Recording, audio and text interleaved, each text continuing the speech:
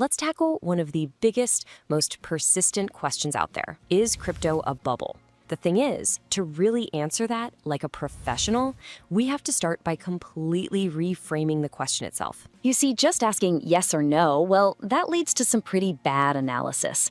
It's a binary choice, and it misses all the important nuance. Because here's the thing, almost every major innovation in history creates two things at the same time: a real, genuine technological shift, and a huge speculative wave that overprices the initial story. So the right question isn't if, it's which. We need a better framework. We have to learn how to separate the wild, narrative-driven price action from the slow, steady, underlying technological progress. And that is the essential skill that we're going to build right here. All right, here's our game plan. First, we're going to get a solid definition of what a bubble even is. Then we'll look at the classic 5-stage pattern they always follow. After that, we'll draw between real innovation and irrational price.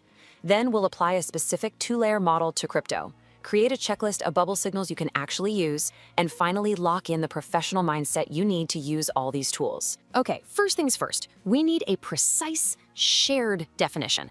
Without one, everything else we talk about is just built on shaky ground. Let's be crystal clear here. A bubble isn't just a high price. It's a price that has become completely detached from its fundamental value. The price at that point is being driven almost entirely by psychology, the belief that you can always sell it to someone else for more, no matter what the asset's actual use is. And that psychology creates this incredibly powerful, self-reinforcing loop. It starts with a compelling news story that sparks speculation. Then, the initial price increase grabs the media's attention. That brings in more buyers who are just chasing the momentum, which of course pushes the price even higher.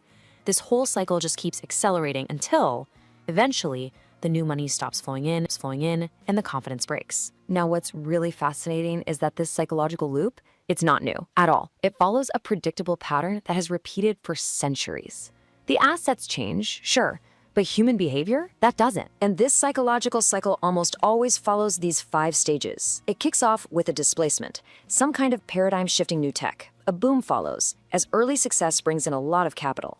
This builds into full-blown euphoria, where fear of missing out, or FOMO, drives the public to pile in. Then, near the top, the smart money starts to take profits. And finally, panic sets in. Confidence shatters, all the liquidity dries up, and prices collapse. That's the classic life cycle. So this brings us to maybe the single most important concept in this entire framework: the critical distinction between the underlying innovation and its often irrational price. Now, this is the key insight that separates how a novice thinks from how a professional analyzes the market. Most people assume that if something is in a bubble, it has to be worthless, a scam, and that is a fundamental mistake. I mean, history gives us perfect examples. The invention of railways literally transformed the world, but the speculative railway mania still led to a massive, devastating crash. The internet is, arguably the most important technology of our lifetime, yet it produced the dot-com crash. In both cases, the innovation was real, it was world-changing, but the price got completely detached from reality for a while. Okay, with that historical context set, we can now apply this exact same thinking directly to crypto, and we're going to use a specific analytical tool to do it: the 2-layer model. Think of the crypto market in 2 distinct layers. Layer 1 is price. It's volatile, it's erratic, and it's super sensitive to stories and short-term money flow. But underneath that, you have Layer 2, adoption and infrastructure. This layer moves much, much slower. It's the steady, underlying growth in developers, active users, and regulatory clarity.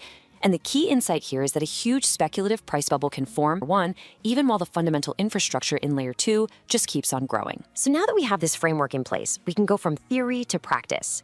This means we can develop an actual checklist to help us figure out what's happening in the market in real time. This is the essential question for anyone serious about the market, right? How do you identify when the mood has shifted from being driven by fundamentals to being driven by pure speculation?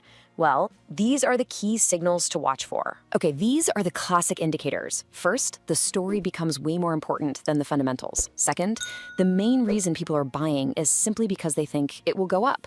Third, you see leverage expand aggressively. Fourth, celebrity endorsements start replacing real analysis.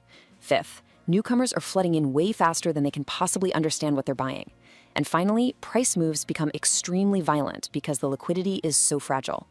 As a rule of thumb, if you can check off 4 or more of these signals, the market is very likely in a speculative bubble phase. And that word is critical. It's a phase, not a permanent state. Okay, last section. Let's talk about the mindset you need to use these tools without letting your emotions get in the way. It's all about shifting from being a believer or a critic to simply being a classifier. A professional analyst learns to separate their thinking into three distinct buckets. First, you have to objectively assess the technology. What can this thing actually do?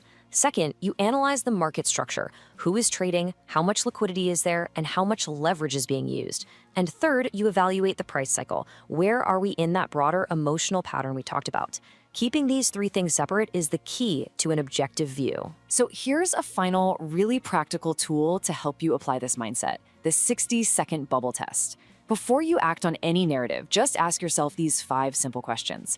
If the answers aren't clear and immediate, that's a huge red flag that you might be buying into a story, not making a calculated decision. This little test is designed to just cut through the noise and anchor your analysis back in reality. And this really brings us to the ultimate takeaway.